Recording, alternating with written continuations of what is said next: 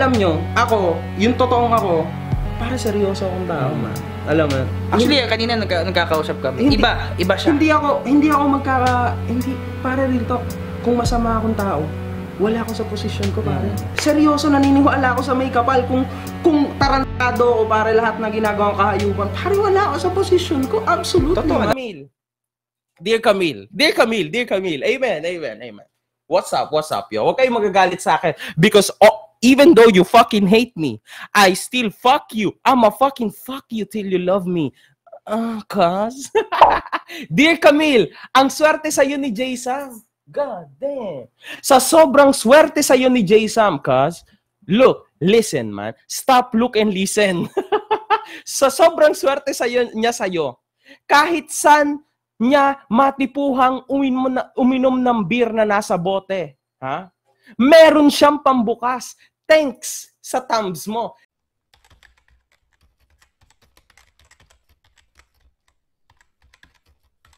Okay, ha! Welcome again sa panibagong video na to. May nilabas si Senpai Kazu na documentary ni idol nating si Makagago, okay? So, panoorin natin, tingnan natin kung ano yung mga mahaba to, parang almost 30 minutes pa. So, simulan na natin, huwag na natin patagalin to. Okay, mga ka-hombre ko at mga OG Senpais, ito na ang waiting time ng ating buong bayan sa YouTube, sa community. Kasama natin si Makagago, aka Mark Jason. Alam mo na yun. That's it na. So yan, kamusta Mark? Anong mo? Okay lang pare, maraming salamat kasi talagang nakapunta pa kayo. Galing pa tong mga to sa malayong lugar, pumunta sila sa San Pablo City, Laguna, bro. Para lang dito sa shit na to, man. That's crazy, man. Trust. Yeah, that's crazy, you know? And you are crazy too, man. Yeah. Sa mga hindi po nakakaalam at mga bagong viewers natin, si Makagago nagdi-diss sa YouTube, no? Of course, pero syempre may laman siya. Facebook, YouTube, matagal na siya sa industry. 2009, man. So, gangster talaga. So, medyo may mga katanungan ang tao at may mga katanungan ko, alamin natin, no? Masyadong seryoso. Anyway, yun, Mark, tawagin, paano ba tawag sa'yo? Makagago mo siya, man. Masarap mo. Pero kapag personal, paano? Jason ang tawag sa'yo. Jason, talaga, okay. Okay lang tawagin ng Jason. Oo naman, man. Okay, unang question muna, personally sa akin. Mark Jason, bakit ka tinawag na Makagago? Dahil baligan ito yan, pare. I'll try as much as possible na maging seryoso dito, okay? Kasi seryosong usapan to. Nagsasalita ang pinakamatapang sa YouTube and ito yung nirespeto ng lahat na hindi ito pwedeng bastusin. Siya lang yung may karapatang mangbastos, so lahat tayo tahimik. Lahat ng mga followers, comment, idol, mag-comment kayo sa kanya, idol, alam mo yun, talagang sambahin nyo tong taong to kasi pag hindi nyo to sinamba, lagot kayo kay Makagago, ididis na kayo. Okay? Hindi ako ididis nito kasi pinakauna, hindi naman ako sikat. Wala naman siyang mapapala sa akin, di ba? Ako yung may mapapala sa kanya. You know what I'm saying? Pinsan! Nasa Pinas tayo, kas ka ng kas, pinsan naman yon. So, yan. What's up, mga... What's up, mga dagul? Okay. Eto na kasi, alam mo yun, nandito na sa kanya lahat. Gwapo daw siya eh. Dear Jay Sam, alam mo, literally, mas gwapo ako sa'yo. 100% real. Ako, nasa Italia kami noon. Ako at saka si Casey. Tomboy yung tropa ko na yun. Actually, ang Makagago, isang grupo yan dati. Back then, 2008. Grupo kami. Ako si Jason Gago, yung tropa ko si Casey Gago, yung isa si Kim Gago, si Ryan RCG, Ryan Christopher Gago. Alam niyo? Alam ko na! Dapat hindi Makagago yung grupo nyo dati. Dapat mga tarantado. Diba? Like, lahat kami gago kasi ang tawag sa akin ng mga tao dati, mga tropa ko, niga sa Italia, tawag sa akin negro, niga, bastardo. Yun ang tawag sa akin ng mga tao, bastardo sa Italia. Sa Italiano, bastardo ay gago sa Filipino. So, ang tawag nila sa akin gago. Hindi ko alam din kung ba, siguro dahil sa pagmumukha ko, pare, alam, hindi ko alam. Ay, eto pa. Di ba? May nabanggit siya dati na talagang, alam mo yung gangsta shit. Di ba? Pero, tol, alam mo ba kung anong ginawa mo? Di ba? Ikaw na mismo nagbunyag kung anong ginawa mo sa pagiging dandong ka sa Italia, kung anong pinaggagawa mo, kung saan lupalop ka man nandun. Di ba? Tol, nagnanakaw ka lang. Nagnanakaw ka lang ng mga sign ng mga sasakyan, yung mga, alam mo yon, yung mga nakalagay, for example, Ford, Nissan, Mitsubishi. Ganon yung mga pinagnanakaw nyo. Baka mga side mirror, yun yung mga pinagnanakaw nyo dun sa Italia. And yun na yung sinasabi mong, oh man, you're so shit. Sarado ang isang lalaki matapos mahuling nagnanakaw ng side mirror ng sasakyan sa QC. Alam mo yun, nasa isang gang ka na ganon yung ginagawa mo. Hindi mo pa siguro naranasan. Alam mo yun, tumira sa Tondo. Okay, ako tumira na ako sa Tondo, sa Paranaque, sa, alam mo yung mga liblib na lugar, tol. Diba? Pero marunong akong makisama, kaya no problem. It's all good in the hood. Cousin? Hindi. Pinsan pala, sorry. So, yun nga, one day, nag-ano kami, gusto namin bumuo na ng grupo kasi ako nga si Jason Gago eh. Nasa McDonald's kami, kumakain kami. Sabi ko sa best friend ko, Best Gags ang tawag ko sa kanya, mahal. Sabi ko, Best Gags, ano sa tingin mo ang magandang grupo, name ng grupo? Okay, may suggestion ako kung anong grupo dapat yung ipinangalan nyo, okay, sa inyo. Okay, subukan natin. Bakit hindi kaya Makatok Mall? Hindi, pero medyo lame yung Makatok Mall. Siyempre, ano yan, nag-what's up yan, ano talaga yan, kailangan astig yan, kailangan solid yan. Saglit what if kung nasa ibang bansa naman kayo, since nasa international kayo, di ba? Bakit hindi nyo pinangalan yung Avengers sa inyo?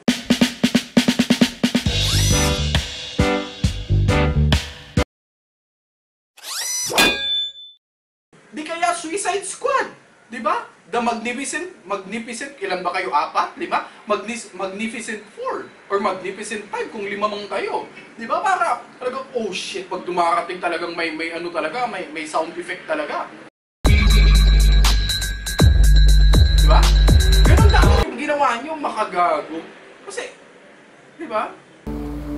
Teka, nasa McDo tayo. McDo gago? Sabi ko, pwede McDo gago? Ay, hindi. Makagago na lang para mas astig. Pwede McDo gago? Ay, hindi. Makagago na lang para mas astig. Sabi ko, oh fuck man. Sige, okay. That's it. Nabuo ang grupo namin that day, 2008. Ah, shit. McDo gago. Run.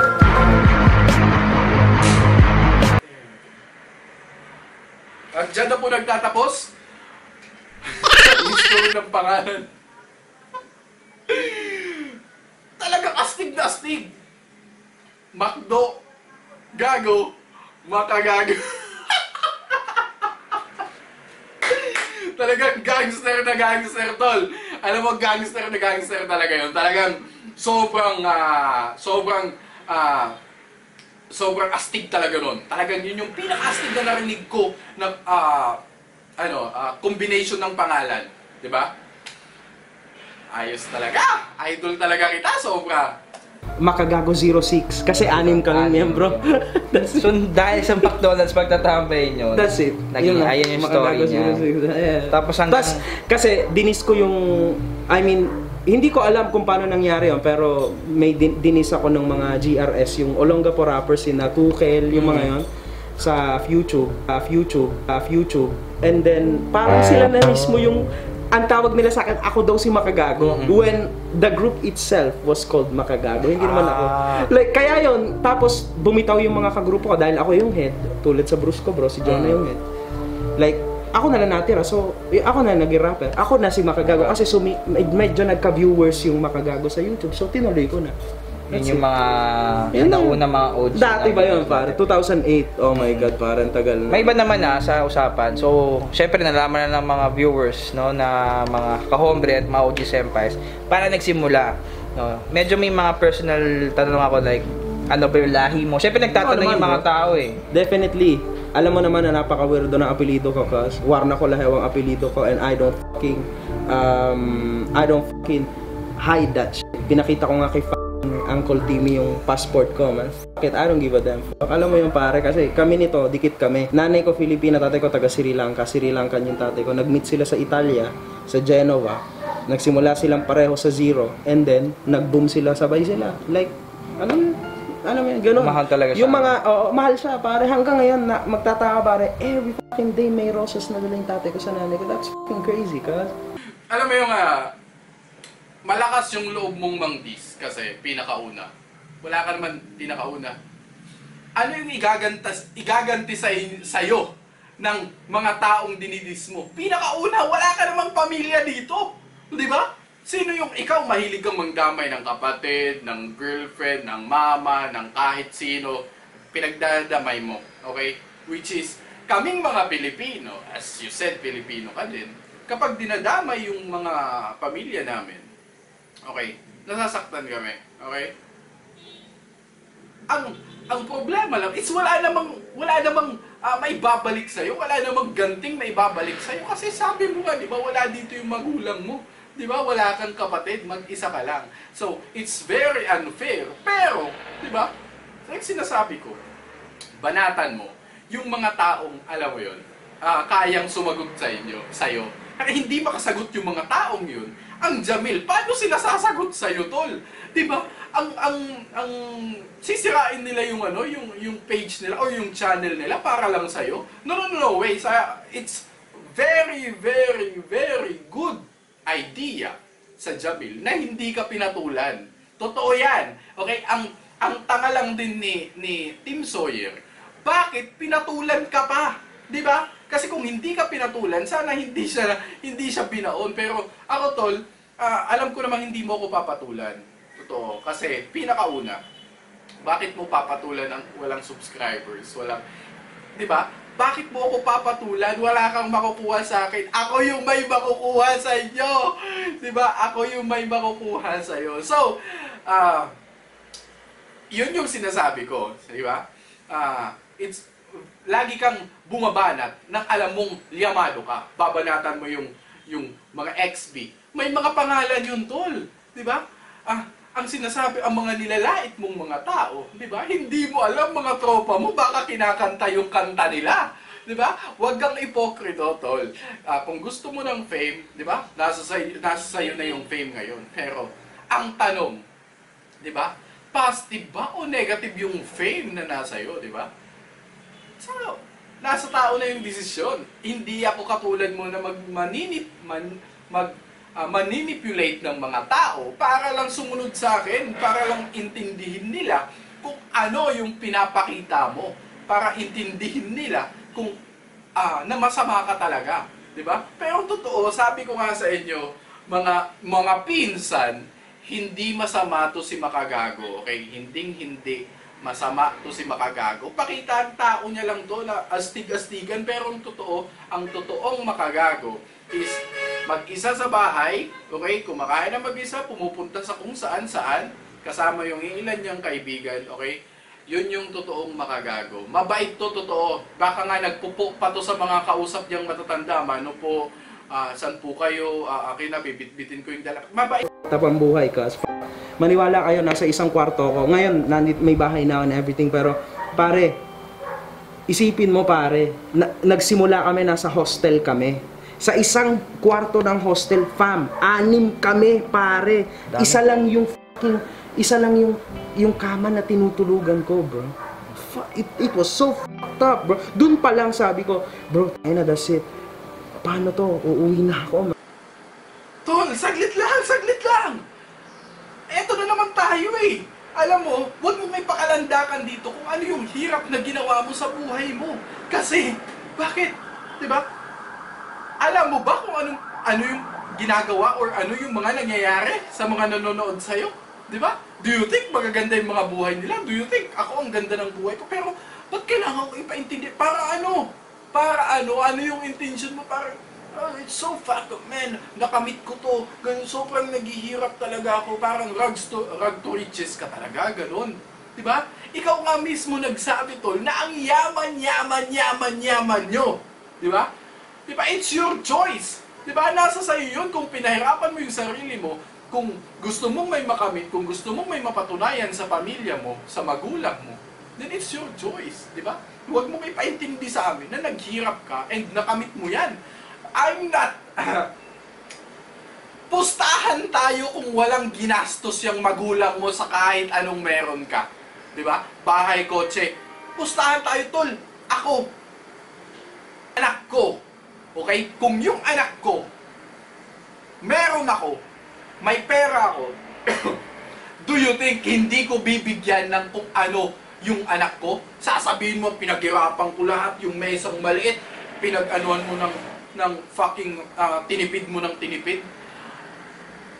Tol, wag mo kaming paglolokohin dito, okay? Kung yung mga tao, yung mga followers mo is na maninip, na nauuto mo sa mga paawa-awa, sa mga kalokohan mo, sa mga, ano mo, no,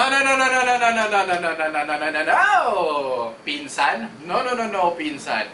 Sila na lang, okay? Sila na lang. Everyday parents ko, umuwi ka na sa Italy. So alam din yung nangyayari sa'yo? Oo, pare, syempre alam ni, umuwi ka na sa Italy, hindi ka na pwede dyan.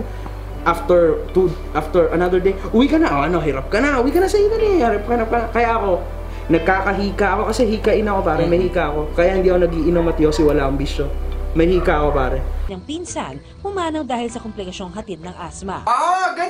Ganun naman pala, okay? Ganun naman pala. Diba? Pinagmamayabang mo sa amin, I don't do that shit. I don't do clubbing. Diba? Sinisita mo yung mga taong nagka-club, nagyoyosi, nagwawaldas ng pera nila. Ang tanong, pera mo ba yun? Anong pakialam mo kung gastusin nila yung pinaghirapan nila? Kasi dun sila masaya, diba? Hindi mo magawa yung mga bagay. Alam mo, ito yung nakita ko sa'yo, idol, okay? Ito yung nakita ko sa'yo, idol. Okay? Pag hindi mo kaya yung isang bagay na nagagawa ng ibang tao, di ba? Sinisiraan mo sila, di ba? Pinagmumukha mo sa mga tao na mali yung ginagawa nila kasi alam mo bakit? Hindi mo kasi kaya. Kaya, di ba? I-try natin, di ba? Palabasin mo yung girlfriend mo, ipakita nyo yung, alam mo yun, gumawa kayo ng mga prank videos kasi hindi mo kaya kasi you're a gangster, man. You are so gangster. Nako. Talagang lumalabas na yung totoong kulay mo, mga gago. Lumalabas na. So, wag kami. Kung kayo nadadala kayo sa mga real talk, real shit. Ibahin mo ko, tol.